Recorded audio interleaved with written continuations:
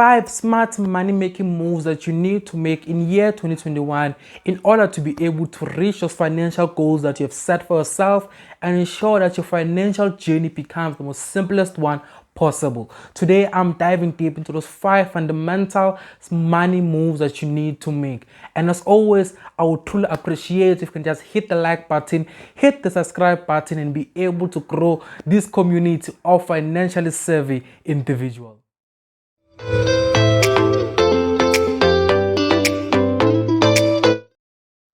Hello future millionaires and billionaires, and welcome to another insightful video.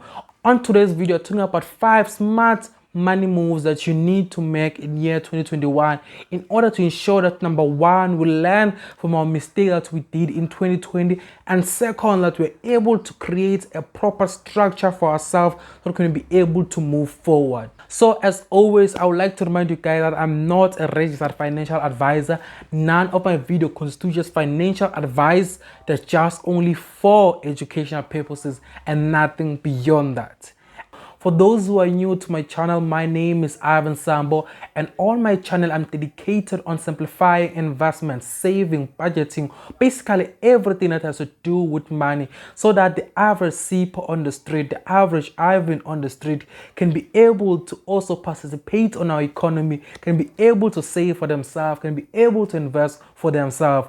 As the title suggests, today I'm talking about 5 smart money moves that we need to do on year 2021 in order to ensure that we reach those financial goals we have set for ourselves. Money move number 1 talks about the need for us to save up 3 months expenses on an emergency savings account. Many South Africans in 2020 lost jobs, lost incomes, lost businesses, lost a lot of things, and they didn't have anything to back them up. They didn't have anything for security for them. Moving from now, January of 2021, moving forward, we need to be able to start now creating an emergency savings account for ourselves. Whatever bank you're using, create a separate savings account under it and put money there. At least 3 months expenses, save it up over time. I'm saying do it now at each stand and just boom, put it there. No, over time, build it up. Have 3 months expenses saved there to cover you, whatever the case may be that may rise. Whatever happen, you know that you have 3 months expenses covered to secure you and protect you. If you're a student, you're still in NSFAS, bursary, R&C, whatever sort of income you have, do the same thing. Have at least 3 months of expenses to protect you when you're done with your university life, when you're done as a student and you've graduated. For the first 3 months after that, at least you know that you have some form of protection while you're looking for a job, while you're starting up in an internship, whatever the case may be. You know that you have 3 months of security for you, and that's there just to protect you. And now moving on to money move number 2. Money move number 2 calls on us to be dedicated and be disciplined for a long period of time. When I say this, I'm talking about investing a minimum of 10% of all your monthly income. Whatever income you have per month, at least invest a minimum of 10% of it for a duration of almost up to 10 years. When I say for duration up to 10 years, it's investing with the outlook of 10 years. Meaning that every single month you are investing this month. If you're using Easy Equity, you're using the Frank app, you're using whatever the way of investing is for you, the mechanism is it for you, or the vehicle it is for you, use it. Dedicate yourself of putting aside 10% every month. With frictional share ownership, with apps such as Frank app, with I can go on and on and on and on. It makes it easy to even invest 10 Rand per month for those who don't have a large income, because in my YouTube channel I understand that the circumstances are not the same for everyone. That's why I'm begging those who don't have that much to invest, whatever the case may be. I have a good friend of mine that invests 100 Rand per month on Easy Equity and has chosen 3 ETFs. I have a video report right here that talks about what exactly are ETF, exchange trade fund. That friend of mine has 3 ETFs. Every single month puts 100 Rand on all 3 of them, and is holding them for long term. He is holding them for the next 10 years. And that's the outlook that I'm asking you guys to have. Just 10% every single month will do wonders. Let me make another example. Capitec Bank in 2005 per share was 50 rand. Capitec Bank 2021 per share 140 rand. Imagine if someone invested 10% of their income from 2005 until today, how much they would have had. Just imagine that. Think of it like that. That's the same outlook we need to have starting on this year, 2021. We are moving with that mentality. And now, the third money move that we also need to make and start making it in this year is to build up our credit score. Yes, that is bad, but also let's be realistic. Let's face reality. Majority of us will come a time where we need to purchase something that's beyond our ability, beyond our income, and we'll need to take on credit to help us be able to buy that. Whether it's a car, a house, or want to invest in your business, or want to buy a piece of land to build, rental property, whatever the case may be, you will need to take credit one day, and that's the reality of it. You cannot run away from that fact. We may try to try our best to always buy something cash, but the reality is that one thing, you will need to make a huge purchase that is beyond your income or beyond your saving ability. That's why you will need to have a good credit score. Myself, as Ivan Sambo, what I have started doing is that I have opened a clothing store account, and I've used it for the past to ensure that I create a good credit score for myself, and I'm using Clear Score to able to monitor that and be able to see where I'm going wrong and where I'm going right. The method that I've been using to build a good credit score for myself are just three things.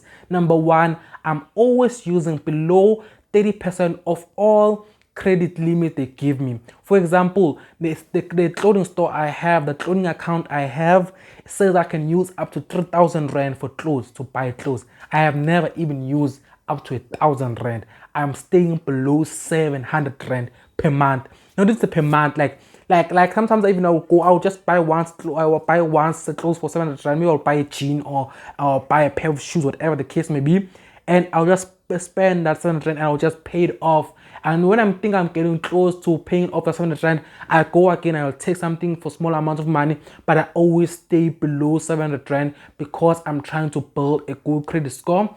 And secondly, I pay on time. And thirdly, I do not do a lot of credit inquiry. When I talk about credit inquiry, I'm talking about applying for a lot of credit within a short duration of time.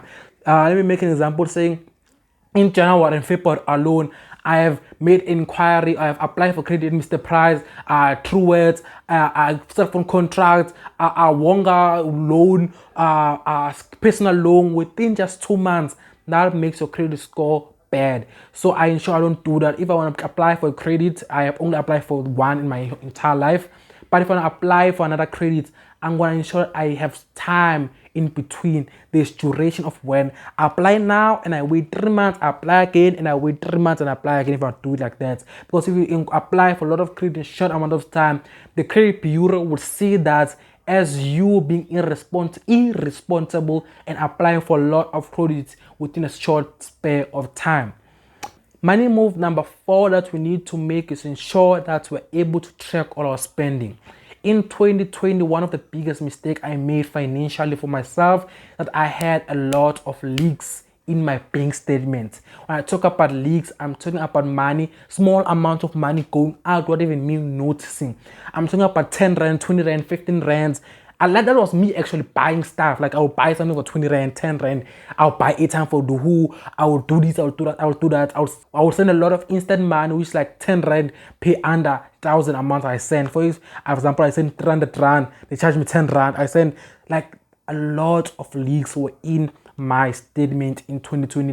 That's when I added up all of them. I think they went to up to 3,000 rand. That was just leaks, guys. Like that, I was so disappointed in myself. That's 3,000 I would have invested or saved for myself, but it was lost through leaks, through buying airtime unnecessarily, sending money using instant money. That's why I've stopped using instant money. I send money via ETF, which charge me R1.60, and if I send money via instant money send of Standard Bank, charge me R10. So I've stopped sending people money with instant money, but now I just send straight to your banking account. I don't care if you're using a different bank, you'll get it after 24 hours. That's not my problem. That's me right now. That's how I rule. So that is money move number 4, which I'm making for 2020, that I'm tracking all my spending, and I'm using this app called 22/7 to ensure that I track all my spending. It's called 22/7. I linked all my accounts with them, all my investment accounts, savings accounts, banking account, even my credits account. I've linked it, my credit, my clothing credit store, go. So my clothing store credit account, I've linked it with this app, and I'm able to track everything. So even those small accounts, small airtime buys, purchases, those one, I'm able to be able to monitor all of them into one thing. And the last money move I'm doing for this year is self-care. I'm not talking about building yourself as a brand, all of those things. No, I'm talking about self-care, appreciating myself.